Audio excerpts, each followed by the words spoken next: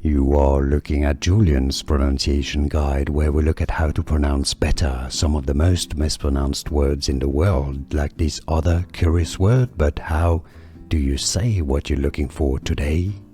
Let's learn how to pronounce this word. From Arabic, the name of this dress of the inhabitants in the Arabian Peninsula. There are two different pronunciations for it. If you want to learn more words and vocabulary from Arabic and Arabic dressings, make sure to stay tuned. In English pronunciation is as thawb. Thawb. In American English, it's similar, thawb.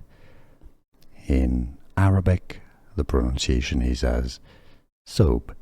Thawb. So it's similar, quite similar, even though it's a little bit closer to an S sound than a TH sound. Thawb. Thawb.